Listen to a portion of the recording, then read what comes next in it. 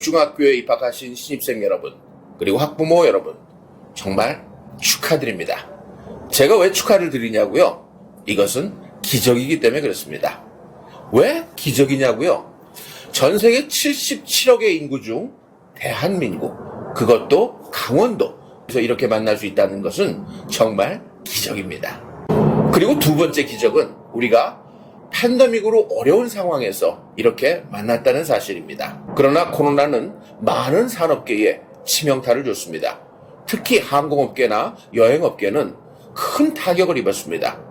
아마 이 영상을 보시는 학부모님 중에도 피해를 입으신 분이 많이 계실 줄로 압니다. 저도 그렇습니다. 저도 강의를 하는 사람이기 때문에 이 시기에 전국적으로 다니며 강의를 해야 되는데 제가 있는 이곳이 어딘 줄 아시겠어요? 미국 아틀란타입니다. 왜 미국 아틀란타에 오게 됐느냐?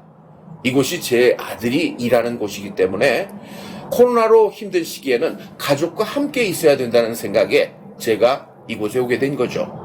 재작년에는 제가 원주에 직접 가서 신입생들, 지금은 그 친구들이 3학년이 돼 있겠네요. 그 친구들에게 직접 강연을 했었어요. 그런데 코로나 사태로 갈 수가 없었는데 이렇게 발달된 기술로 영상으로나마 여러분을 만나 뵙게 된다는 거, 이것 또한 기적이 아니겠습니까?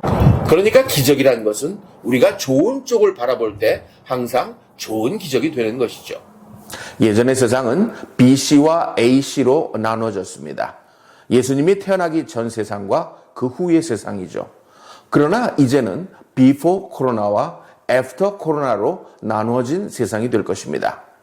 올해 입학하신 여러분들은 After 코로나 시대를 헤쳐나갈 주역이 될 것입니다. 초등학교 때 배운 지식도 중요하겠지만 그 전에 배운 지식이 하나도 쓸모없게 되는 그런 세상입니다.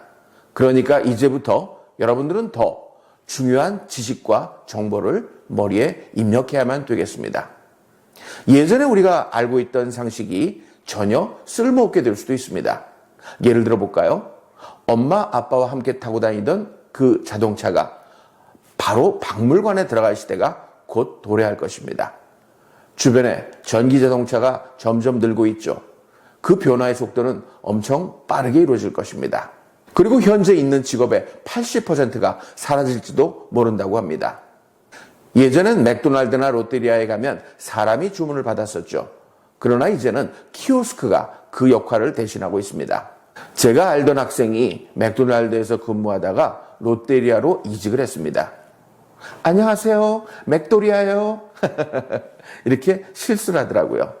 그런 실수를 하지 않는 키오스크가 이 세상을 지배하는 날이 곧 올 겁니다. 변화라는 게 시간을 가지고 천천히 진화를 하든가 퇴보를 해야 되는데 전쟁이라든가 큰 충격, 지금과 같은 코로나 사태로 바뀌는 것을 변혁이라고 합니다. 이 변혁의 시대에는요, 우리가 충격만 받을 게 아니라 우리도 이 충격에 대처할 수 있는 빠른 변화가 필요한 것입니다. 이 변혁의 시대에 살아남은 사람들은 과연 어떤 점이 달랐을까요? 그들에게는 A, B, C가 있었습니다.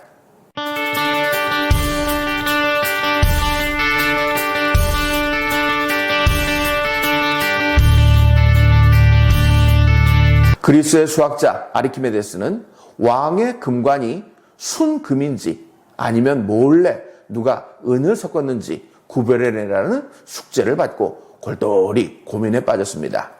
그러다가 큰 목욕탕에 욕조에 들어가게 됐는데 물이 넘쳐나는 것을 보면서 아하, 유레카, 깨달음을 얻고 스트리킹을 했다고 합니다. 이렇게 아하 하는 깨달음이 변혁의 시대에는 필요합니다. 그럼 어떻게 해서 이런 깨달음을 얻을 수 있을까요? 바로 지식과 지혜를 통해서 가능합니다. 그런데 지식만 많고 지혜가 없다면 더 위험해질 수도 있습니다.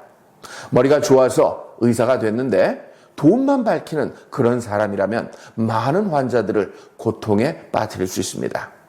또 머리가 좋아서 좋은 대학을 가서 판검사가 됐는데 이 지혜가 없고 인성이 부족하다면 정말 많은 사람들, 죄 없는 사람을 죄인으로 만들 수 있는 것입니다. 최근 무리를 빚고 있는 쌍둥이 배구 선수들이 있죠.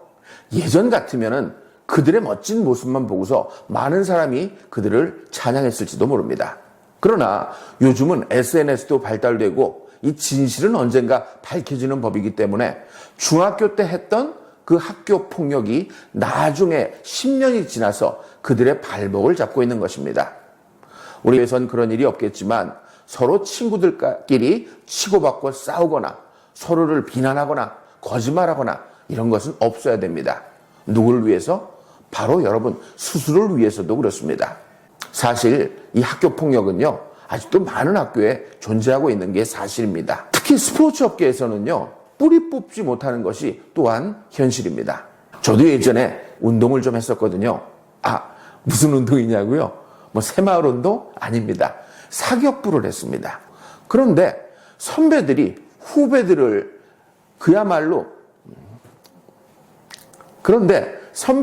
후배들을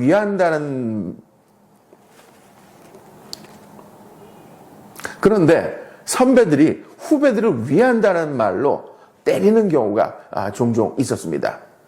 일단 선배가 때리니까 어쩔 수 없이 맞았죠. 하지만 저는 제 후배들을 때리지 않았습니다. 왜냐고요? 저는 그런 생각을 했어요. 사람이 때려서 말을 듣는다는 거는 이게 사람이 아니다. 사실 이런 문제에 대해서는 우리 부모님들이 자녀들과 함께 허심탄회하게 이야기를 해볼 것을 권해드립니다. 솔직히 말하자면 지금 엄마 아빠들도 학교에서 누군가를 때렸거나 누군가에게 맞았던 경험이 분명히 있으실 겁니다. 오늘 입학식이 끝나고 한번 솔직히 자녀들과 그 문제에 대해서 이야기를 해보십시오. 이게 왜 중요하냐면 혹시 부모가 예전에 때렸던 사람이라면 그 자녀도 아이들을 때릴 확률이 높습니다. 또 딴 학생들에게 맞았던 부모님들이라면 여러분의 자녀들도 딴 학생들에게 맞을 확률이 높기 때문에 그렇습니다. 이 학교 폭력의 나쁜 습성은 우리가 딱 잘라내야 됩니다. 사실 제가 군대 갔을 때도요, 선배가 후배 때리는 건 다반사였어요. 하지만 전 그 고리를 끊어내느라고 노력을 했습니다. 제가 똑똑하거나 제가 선량했다는 뜻은 아닙니다. 딱 하나, 한 번도 전 맞고 자란 적이 없기 때문에 그렇습니다. 제가 맞고 자란 적이 없기 때문에 제가 누굴 때려야 된다는 생각을 하지 못했던 것이죠. 이 자리를 빌어 저를 한 번도 때리지 않았던 저희 어머님, 아버님, 합쳐서 부모님께 감사드립니다.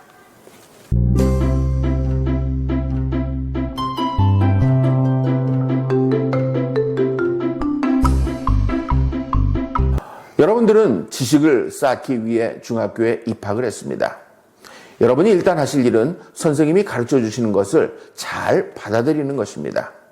선배들이나 선생님들의 그 고귀한 말씀이 적혀 있는 것이 바로 책입니다. 책. 우리 선조들이 남겨준 지식의 창고, 그것이 바로 책입니다.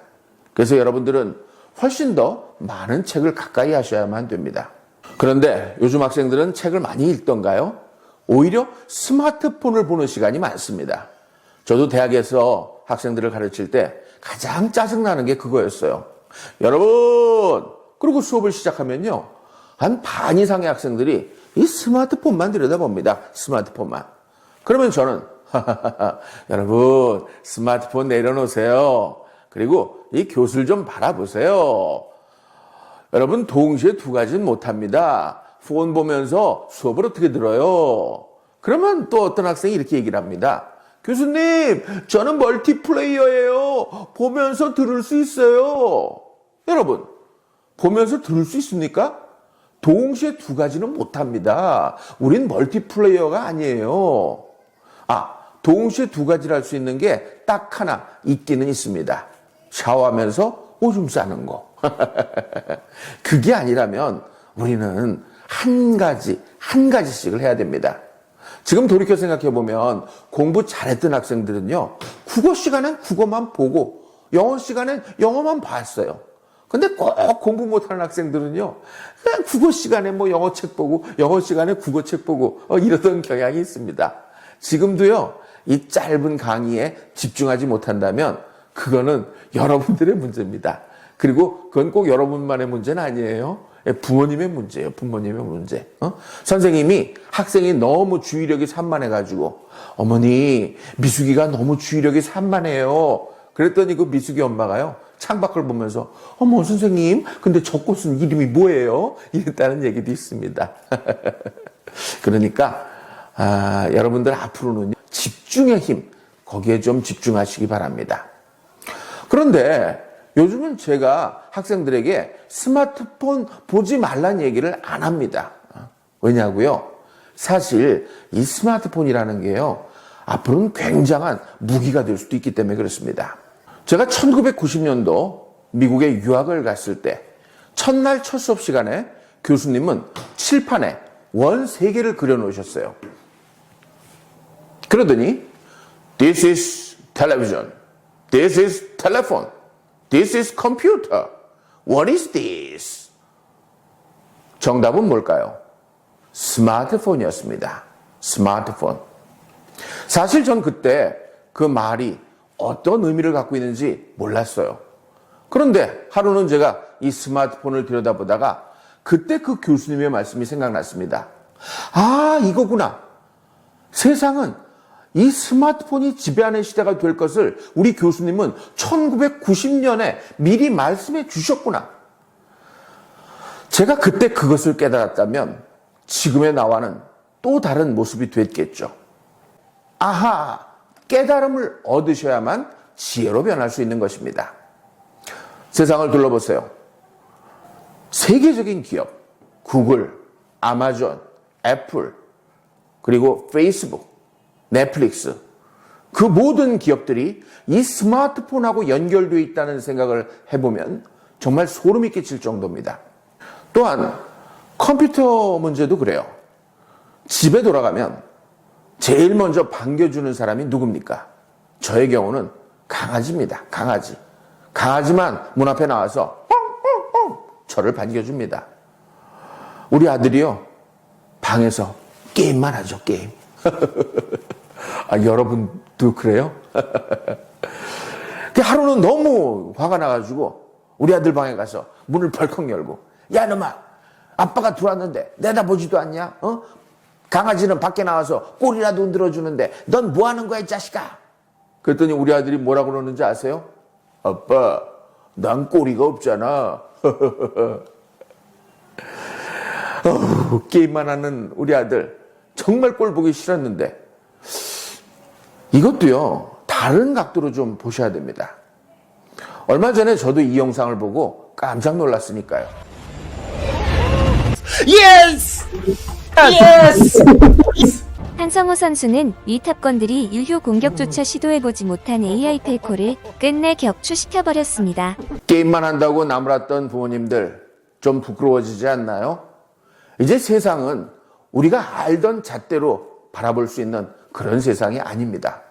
그러나 이 스마트폰만 들여다보고 게임만 한다고 길이 보이는 것은 아닙니다. 오히려 1년이 멀다 하고 새로운 스마트폰을 사재끼는 그런 학생들을 보면요, 한편으로는 좀 어이가 없기도 해요. 요즘 스마트폰 한 대에 뭐 100만 원쯤 하잖아요. 아니 100만 원이면은 웬만한 집에 세탁기나 냉장고 값인데, 아니 냉장고나 세탁기는 10년 이상을 쓰는데 이 스마트폰은 1년, 2년이면 바꿔 제끼니까 이거 어마어마한 낭비입니다. 낭비. 그리고 여기에 매달려서 쓸데없는 그 SNS로 시간을 낭비하는 사람들 보면 정말 한심합니다.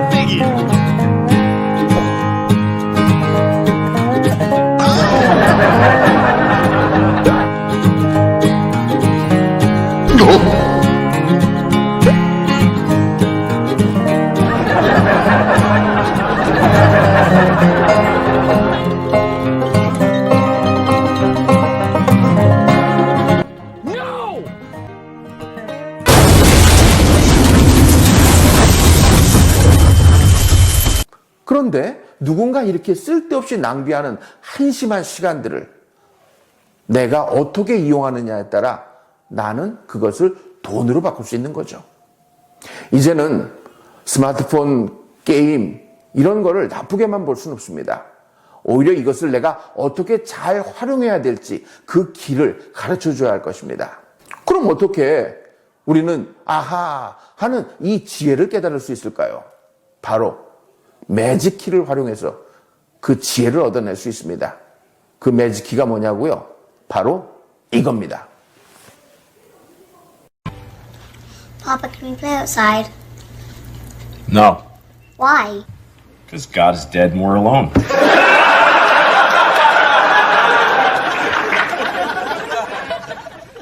Okay.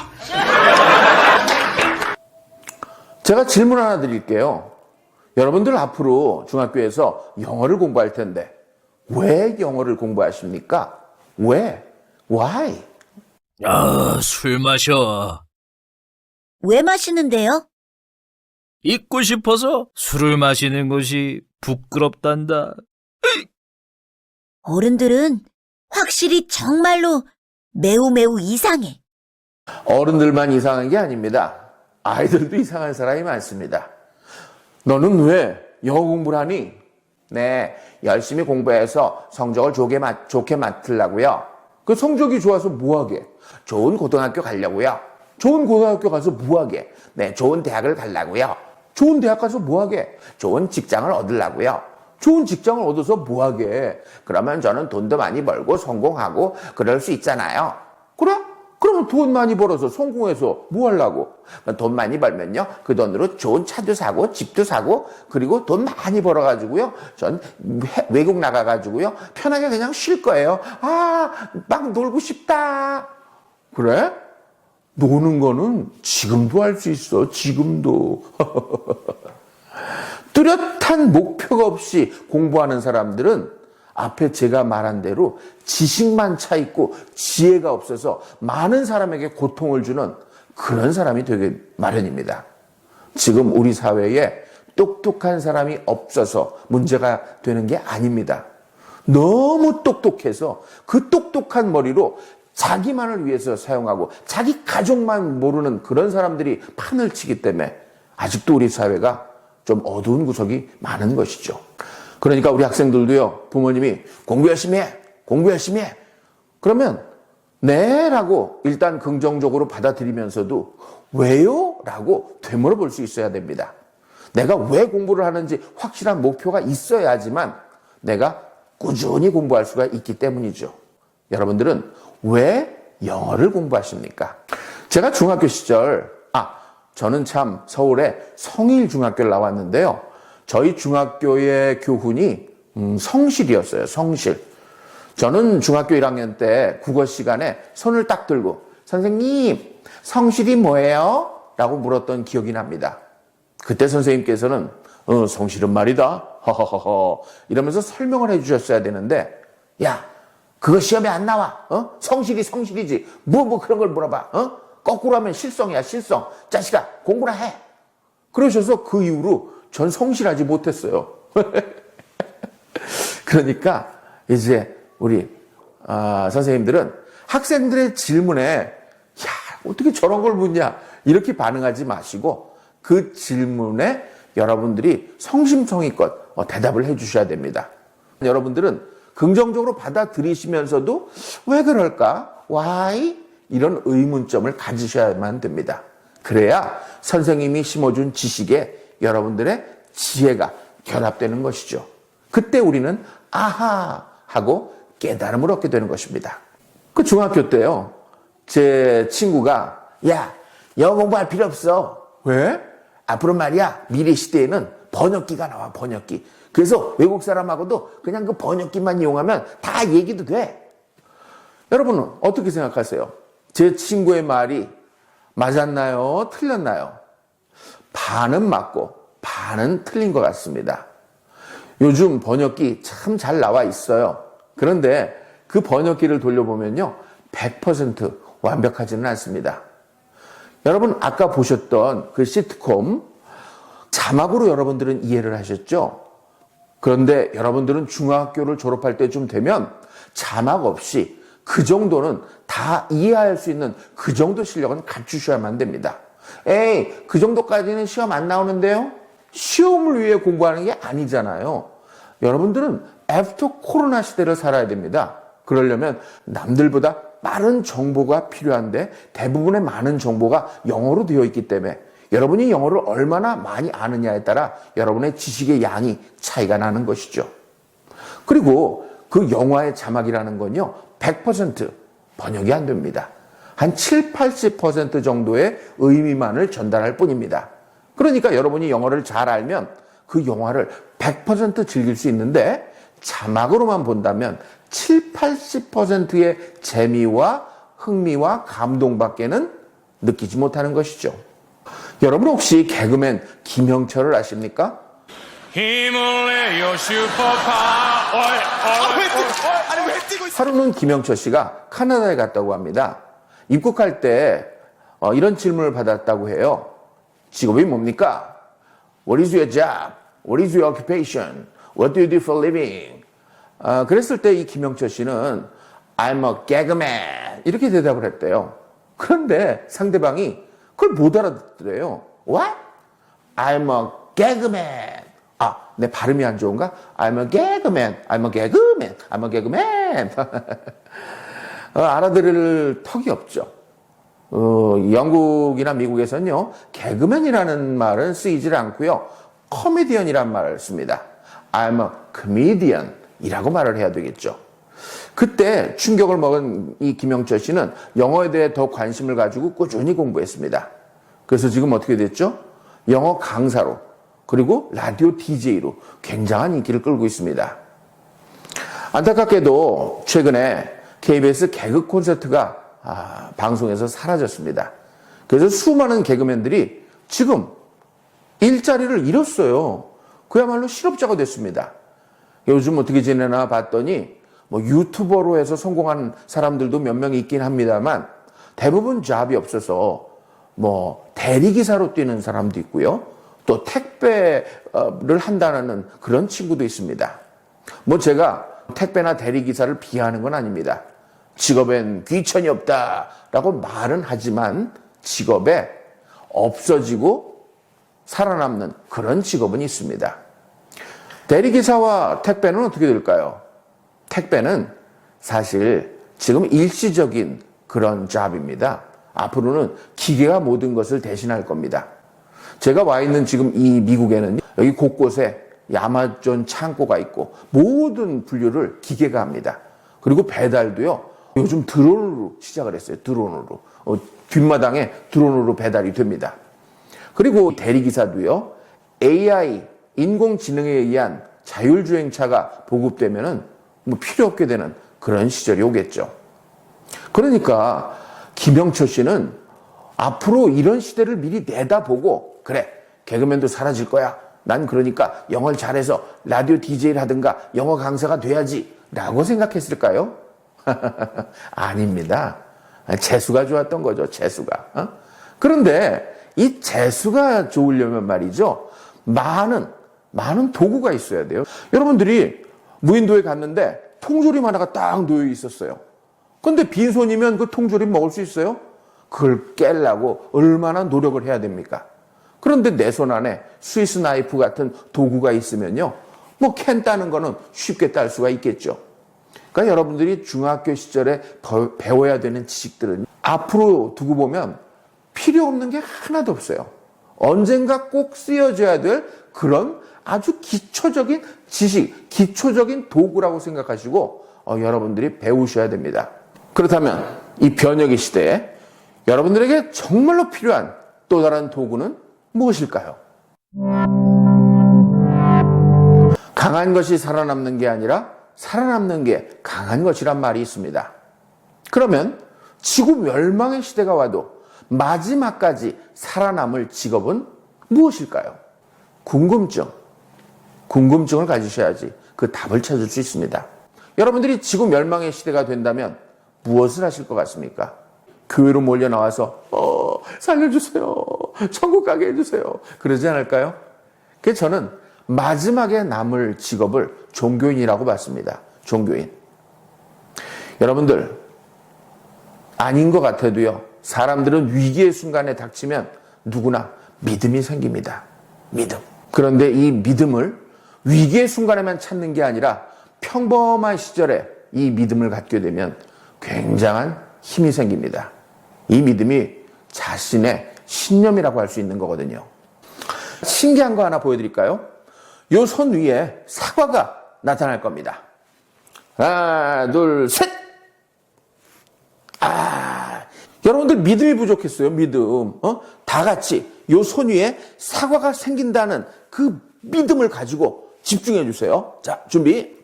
사과야 생겨라. 사과야 생겨라. 하나, 둘, 셋. 네, 사과가 생겼습니다. 여러분 어떻게 했는지 아시죠? 조선시대나 구한말 시대에 제가 이런 걸 보여드렸다면 깜짝 놀랐겠지만 요즘은 영상의 시대이기 때문에 웬만한 초등학생들도 어떻게 제가 사과를 나타냈는지 다 아실 겁니다. 사과야 생겨라. 사과야 생겨라. 하나, 둘, 셋.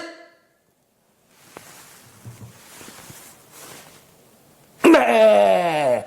이렇게 확실한 지식이 있어야 확실한 믿음을 얻을 수가 있는 것입니다.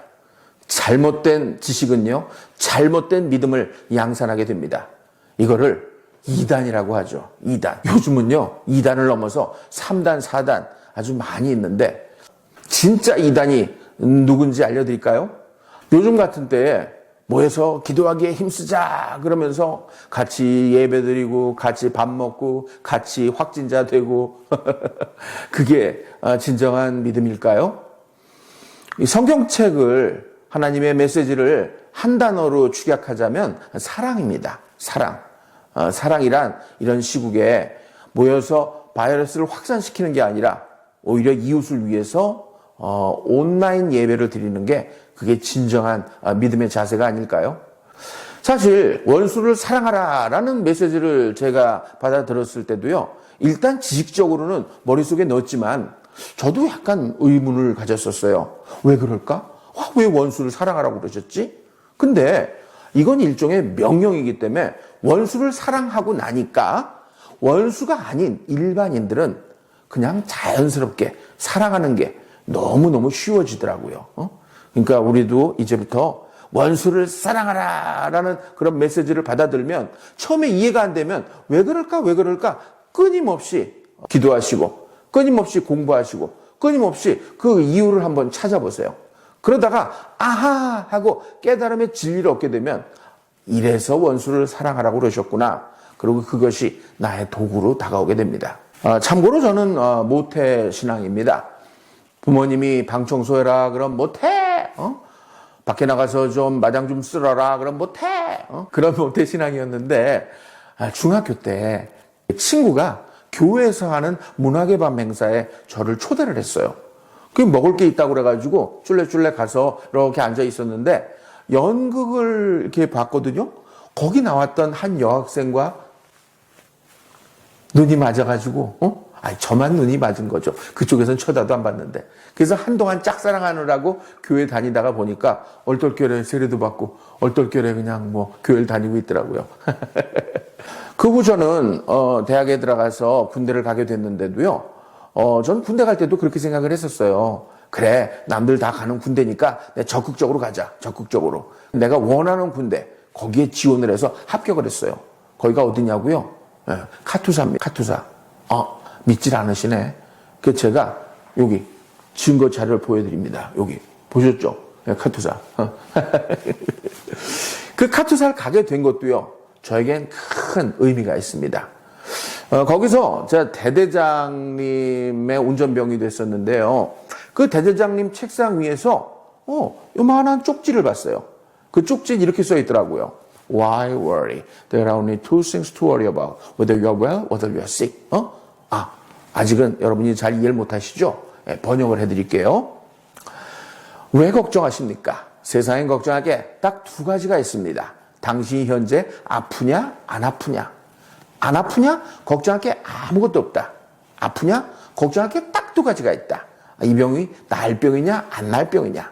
날 병이냐? 걱정할 게 아무것도 없다. 안 날 병이냐? 걱정할 게 딱 두 가지가 있다. 이 병으로 죽을 거냐, 안 죽을 거냐. 안 죽을 거냐? 걱정할 게 아무것도 없다. 죽을 거냐? 걱정할 게 딱 두 가지가 있다. 죽어서 천국 갈 거냐? 지옥 갈 거냐? 천국 갈 거냐? 걱정할 게 아무것도 없다. 지옥 갈 거냐? 지옥 갈 놈이 뭔 걱정으로 자빠졌냐? 관이나 짜라. 저는 그 쪽지를 보고서 이거다. 유레카. 아하. 그런 깨달음을 얻었습니다. 여러분께 질문을 드리겠습니다. 여러분은 천국, 지옥에 대한 믿음이 있으십니까? 자, 있다고 생각하시는 분들은 예스의 손을 드시고, 없다고 생각하시는 분은 노의 손 들어보세요. 자, 천국, 지옥이 있다. 예스. 손 들어보세요. 자, 손 내리시고, 없다. 노. 손 들어보세요. 노. 예. 손 내리시고. 저는 여기에 대한 확실한 믿음이 있습니다. 제가 그것을 보여드리도록 하죠. 천국, 지옥이 있다고 생각하시는 분은 예스. 없다고 생각하시는 분은 노입니다. 자, 그러면 죽고 나면 있을 수도 있고 없을 수도 있습니다. 각각의 경우가 생기죠. 자, 그러면 있다고 손들었는데 천국, 지옥이 있을 경우 어딜 가죠? 네, 천국에 가는 겁니다. 그런데 있다고 생각했는데 없을 경우 꽝입니다. 꽝. 자, 없다고 손드신 분 잘 보세요. 당신 말대로 없어. 그럼 어딜 가죠? 꽝입니다. 꽝. 근데 없다고 생각했는데 어라? 있네? 그분들은 어딜 가시죠? 네, 지옥밖엔 갈 데가 없는 겁니다. 이제 아셨죠? 제가 우연히 우리 대대장 책상에서 그 쪽지를 보지 못했다면 이 지혜를 전 얻을 수가 없었겠죠. 여러분들도 다시 한 번의 기회를 드릴 테니까 한번 잘 생각해 보세요. 천국, 지옥이 있다라고 믿어지시는 분, 예스, 손 들어보세요. 손 내리시고, 난 그래도 없어. 뭐 지금 저 보고서 내가 금방 바뀔 것 같아. 그래도 없어. 하실 분, 노 손 들어보세요. 노. 예. 뭐 한두 분 있는 것 같은데, 예. 그래도 좋습니다. 아까보단 변했잖아요. 이렇게 빨리 확실하게 변하지 않는 한 애프터 코로나의 시대에는 살아가기가 힘들게 되는 것입니다. 이렇게 확실한 천국, 지옥의 믿음이 있으면 죽기 전 지금 이 세상이 너무도 살기가 편합니다. 왜? 확실한 우리는 목표가 있잖아요. 그리고 이런 확실한 믿음이 없는 사람들은 실패를 했을 때 포기를 하게 됩니다. 바로 포기하면 실패가 되지만 다시 도전하면 하나의 과정이 되는 것입니다. 이런 꾸준함은 바로 믿음에서 나옵니다. 변혁의 시대에는 바로 이런 믿음이 필요한 것이죠. 코로나는 결코 코리아를 이길 수 없습니다. 만약에 여러분이 혼자 사는 세상이라면 소통은 결코 필요치 않습니다. 그러나 주변을 둘러보세요. 우리 주변에 많은 사람과 함께 살아가야만 합니다. 그래서 우리는 소통, 커뮤니케이션이 꼭 필요한 것이죠. 소통은 예전이나 지금이나 필요한 나의 도구가 되는 것입니다. 소통 중에 가장 중요한 것은 바로 말입니다. 말. 예전에는 글만 잘 써도 사람들에게 인정을 받았는데 이제는요, 여러분이 아무리 연구를 뛰어나게 했어도 그 연구를 직접적으로 말로 표현하지 못한다면 사람들은 여러분을 인정하지 않습니다. 이 사과를 보면 떠오르는 사람이 있죠. 그 사람도 자기가 만든 그 제품을 자기가 직접 나와서 설명을 했어요. 그러니까 그게 굉장한 임팩트를 가지고 많은 사람들에게 전달이 된 것이죠. 아, 이 사과가 아닌가요?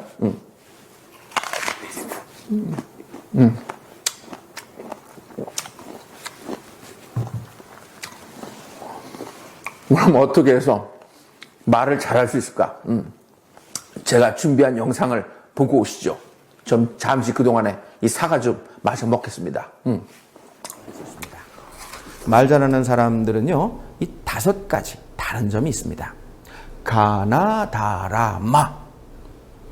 가정이 화목하다. 우리가 태어나서 처음 배우는 말이 뭐죠? 안나, 안나. 누구나 똑같을 거예요. 태어나자마자 아빠, 이모, 옆집 아줌마 이런 말 하는 사람 없습니다. 엄마라는 단어를 들으면 여러분들은 어떤 기분이 드세요? 가정 환경에 따라 다를 것입니다. 화목하게 자란 분들은요, 참 따스하게 다가오고요. 불화 속에 자란 분들은요, 짜증이 밀려옵니다. 말의 기본은 단어인데 이 단어들이 긍정적이고 다양하고 아름다워야 말을 잘하게 됩니다. 그래서 화목한 가정 출신들이 말을 잘합니다. 아, 그럼 저는 어땠냐고요? 아유, 우린 정말 화목한 가정이었어요. 화요일하고 목요일만 화목했어요. 아, 농담 같은 진실인데 솔직히 말해서 반반이었어요. 엄마는 참 자상하셨어요. 근데 아버님은 좀 이렇게 거리감이 있었죠. 저는 남들이 그러는데 엄마랑 똑 닮았대요. 이 얼굴에다가 파마 머리를 뒤집어 씌워놓으면 그게 우리 엄마예요, 엄마. 나를 사랑한다. 너 왜 그렇게 말을 못하니? 나 뭘 못하. 그래서 이렇게 자전거 타잖아. 허허허허. 이렇게 당당함이 있는 사람들은요, 자신감이 넘치는 겁니다. 그런데 이 자신감 어떻게 키워야 할까요? 잘 먹는다고 되나요? 이게 자신감? 뭐 이런 옛날 조크로 자신감을 키울 수는 없잖아요. 옛날에 이런 CF 기억나세요? 아이들은 성적이 오르면 목소리가 커집니다. 아, 여기에 답이 있는 것 같아요. 그러면 목소리를 크게 하면 성적이 오르겠네요. 자신감 있는 사람들의 특징은요, 목소리가 당당하다는 것입니다. 그러니까 여러분들도 자신감을 위해서 당당하게 목소리를 내십시오. 다방면에 관심이 많다. 초등학교 3학년 때 일입니다. 박지원 선생님이 담임 선생님이셨는데요. 칠판에다가 화전 이런 단어를 써놓으셨어요. 얘들아, 이 화전이라는 단어가 무슨 뜻인지 아니?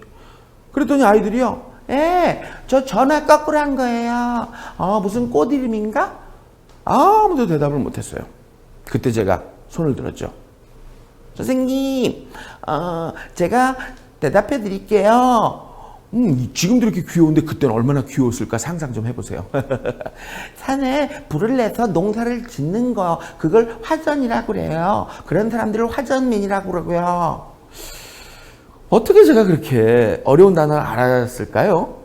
당시 저는요, 이거 우리 엄마도 비밀인데 몰래 만화방에 자주 갔어요.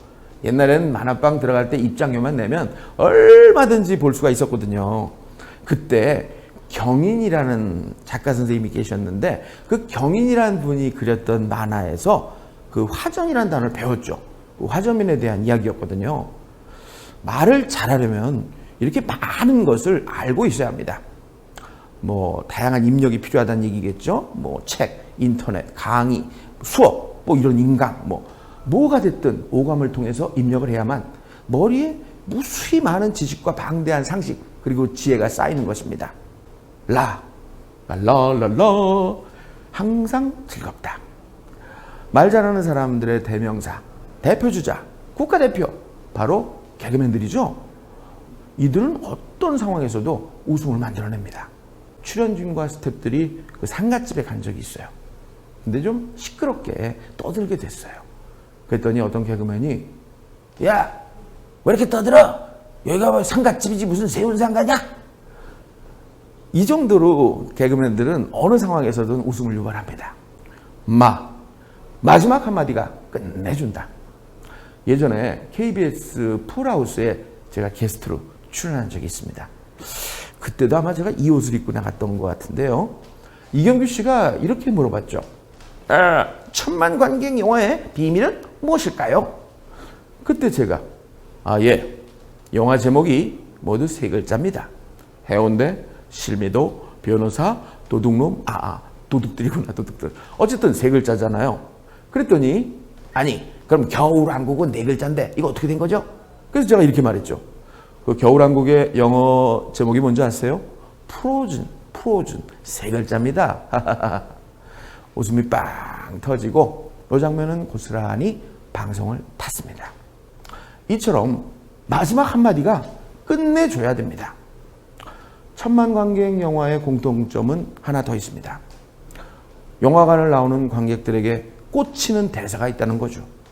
여러분, 터미네이터의 명대사 기억나시죠?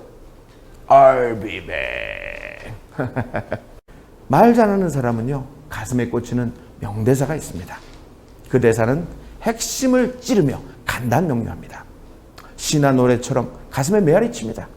죽이는 한마디, 끝내주는 한마디를 위해 함께 노력해 봅시다. 빠르게 급변하는 애프터 코로나 이후의 시대에는 우리에게 필요한 것이 A, B, C입니다. 이 세 가지를 여러분이 나의 도구로 장착하신다면 코로나 이후의 시대에 여러분이 훨씬 더 성공하는 데 도움이 되실 것입니다.